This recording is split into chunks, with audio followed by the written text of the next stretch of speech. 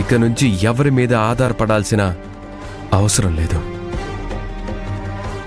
చేతిలో గొడుగుంటే ఏం లాభం, గొడుక్కి చిల్లులుంటే తడవమా అన్నట్టు ఇన్ని రోజులు ఇంట్లో ఉన్నానే కాని ఏదో ముళ్ళ మీద కూర్చున్నట్టే ఉంది నాకు. ఎవరో వేసిన ముష్టి భోజనం తింటున్నట్టే నాకు అనిపిస్తోంది. అమ్మయ్యా, ఇప్పుడు రాహుల్కి ఉద్యోగం వచ్చింది. ఇప్పుడు నేనేం తిన్నా మనస్ఫూర్తిగా తినొచ్చు. ఏది చేసినా మొహమాట పడకుండా చెయ్యొచ్చు. అయినా నీకు ఎన్ని రోజులు ఏమైంది లలిత? చెట్టు కింద బతికే అవసరం లేకుండా చక్కగా ఒక ఆశ్రయం అయితే దొరికింది కదా. అవునవును, ఆశ్రయమేం కర్మ, ఇదొక పెద్ద అంతఃపురం కదా. ఇంత పెద్ద అంతఃపురంలో చెప్పలేనంత సంతోషంగా బ్రతుకుతున్నాను. మరి పరిస్థితులకు తగ్గట్టు సర్దుకొని బతకడం నేర్చుకోవాలి లలిత, ఇలా దెప్పిపడవడం కాదు. ఏది ఏమైనా ఇన్ని రోజులు ఎవరికిందో బానిసల్లా బతుకుతున్నట్టు అనిపించింది. ఈ అభి అక్కడిది ఇక్కడిది తెచ్చి వండి పెడుతుంటే 4 మెతుకులు లోపలికి వెళ్ళటానికి కూడా చాలా కష్టమనిపించేది.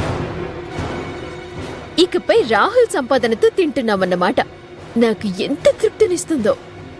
నువ్వన్నమాట అక్షరాల నిజమైరేంద్రి. పాపం అత్తయ్య గారికి కూడా ఎన్ని రోజులు అలాగే అనిపించినట్టుంది. ఒక్కరోజు కూడా పెదవి మీద చిరునవ్వే చూడలేదు. ఈరోజు చూడు, రాహుల్కి ఉద్యోగం వచ్చింది అనగానే అత్తయ్య గారు ఎంత సంబరపడిపోతున్నారో. చూడమ్మా లలిత, ఇలాంటి పరిస్థితి మన కుటుంబానికి వచ్చినందుకు అందరికీ బాధగానే ఉంది. అలాగే ఈ పరిస్థితి నుండి నెమ్మదిగా గట్టెక్కబోతున్నామని అందరికీ సంతోషంగానూ ఉంది. మీ అత్తయ్య ఆ విధంగా సంతోషపడుతుంది అంతే. దానిలో నువ్వు పెడార్థాలు పిచ్చార్థాలు తీయాల్సిన అవసరం లేదు. మీరు భలేవారే మావయ్య గారు. కొన్ని విషయాలు బయటికి చెప్తారు, కొన్ని విషయాలు లోపల దాచుకుంటారు. ఈ అభి సంపాదన మీద బ్రతుకుతున్నామని అత్తయ్య గారు లోపల ఎంత కుమిలిపోతున్నారో ఏంటో. రాహుల్, ఏదేమైనా మా అందరి చేతులకి ఉన్న సంకెళ్ళు ఒక్కసారిగా తెంచేసినట్టు అనిపిస్తోంది.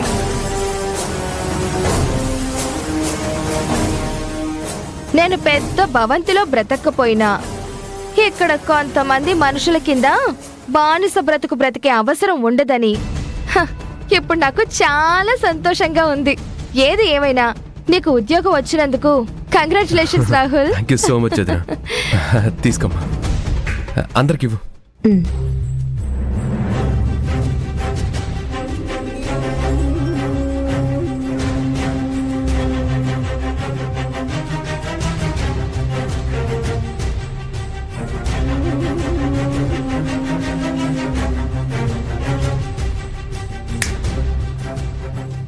ఏంటభి, ఇకపై ఏ ఇంట్లో నీ ఆధిపత్యం పోతుంది అని ఆలోచిస్తున్నావా? నీ కాలి కింద బానిసల్లాగా మమ్మల్ని తొక్కే అవకాశం పోతుందని బాధపడుతున్నావా? ఏదో నీ వల్ల ఈ ముష్టిల్లు దొరికింది కదా అని అందరూ సైలెంట్గా కూర్చున్నారు. ఇప్పుడు చూడు, నీకు చుక్కలు చూపిస్తారు. ఇన్ని రోజులు నీ వల్లే మేమంతా ఒట్టున పడ్డాము అని నువ్వు తెగ ఫీల్ అయిపోతున్నావు కదా. ఇక బిల్డప్ తగ్గించు. అర్థమైందా?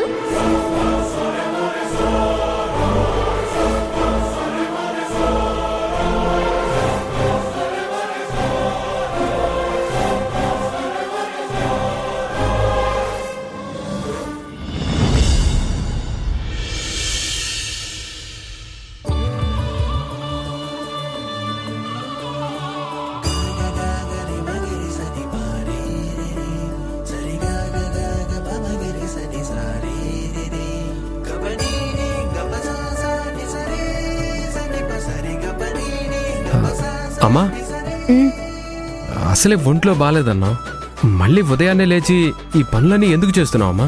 ఆరోగ్యం ఎలా ఉన్నా దేవుణ్ణి స్మరించుకోవాలనిపించిందిరా. నవరాత్రులు, ఈరోజు బాలా త్రిపుర సుందరి అమ్మవారికి పూజ చేయాలి. అందుకే ఈ ఏర్పాట్లన్నీ.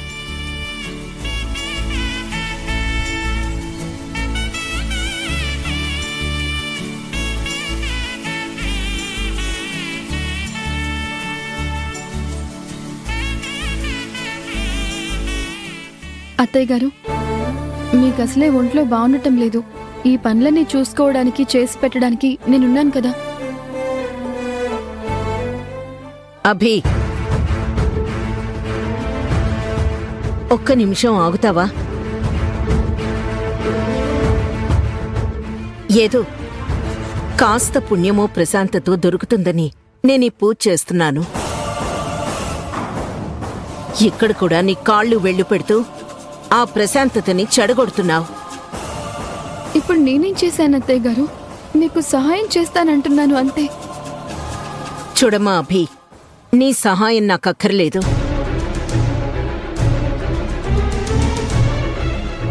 ఇలా సందు చూసి దూరడమూ అవసరం లేదు. నేను చూసుకోగలను. నడుం విరగొడతానే కుక్క అంటే 4 రోజుల్లో మర్చిపోయి మళ్ళీ వస్తానక్క అందంట. నీకెన్నిసార్లు చెప్పినా సిగ్గుండదు, ఏముండదు. చీకొట్టినా పడుంటావు, చీదరించుకున్నా పడుంటావు. మళ్ళీ వస్తాను అంటావు. నీకు బుద్ధి ఎప్పుడొస్తుందో నాకైతే అర్థం కావట్లేదవి.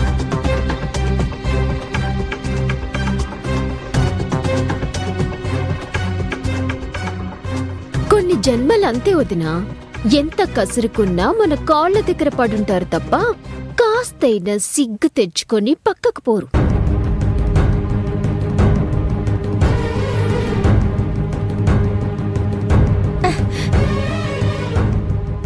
పూజకి అన్ని ఏర్పాట్లు అయిపోయినట్టేనా?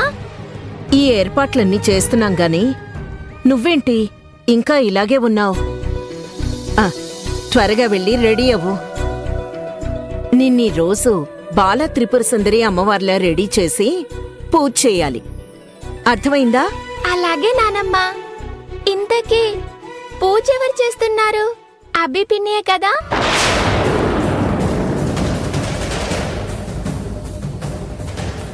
అమూల్య, ఏ మీ అబీపిని పూజ చేస్తేనే గాని నువ్వు పూజలో కూర్చోవా ఏంటి?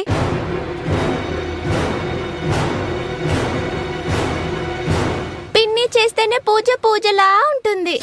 మరి మేం చేస్తే పూజలా ఉండదా? మీరు కాని పూజ చేస్తే అది పులిహోరలా తయారైపోతుంది. అమ్ముకి తెలిసందో తెలియకందో తెలీదు కానీ తెలివైన మాట అంది. అబ్బా, మీరు కూడా ఏంటండి? అదంటే చిన్నపిల్ల, దానికి బుర్ర బుద్ధి లేక ఏదో ఒక పిచ్చి మాట అంది. మీకు కూడా బుద్ధి లేదా?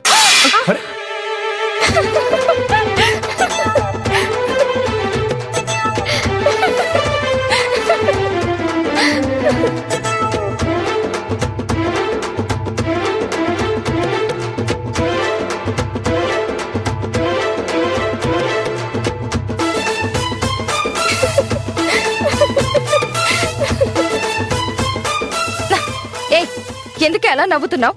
ఇప్పుడే చెప్పాను కదమ్మా, నువ్వు పూజ చేస్తే పులిహోరలా తయారవుతుందని. చూసావా, నువ్వు పూజ మొదలు పెట్టక ముందే పళ్ళెం నీ చేతుల నుంచి జారిపోయింది. ఇక పూజ మొదలు పెడితే ఆ అమ్మవారు కూడా అట్నుంచి అట్టే పారిపోతుంది. నువ్వు నోరు మూస్తావా లేదా? లలిత, అదేదో చిన్నపిల్ల, తెలుసో తెలియకో ఒక మాట అంటుంది. నువ్వు కూడా దానిమీద అంత కోపడుతున్నావేంటి? అసలే ఈరోజు పండగ. అమూల్యనే బాల త్రిపుర సుందర్లా అలంకరించి మనం పూజ చేయాల్సిన రోజు. అలాంటిది ఇప్పుడు దానిమీద కోపడి కన్నీళ్లు తెప్పించకు. నానమ్మ, అయితే పూజ అభిపినియ చేస్తుంది కదా? చూడమ్మా అమ్ము, దేవుడికి పూజ చేసేటప్పుడు మన కుటుంబం వాళ్లే దేవుడి దగ్గర కూర్చొని పూజ చేయాలి. ఎవరు పడితే వాళ్ళు దేవుడి దగ్గర కూర్చొని మన కోసం పూజ చేయకూడదు.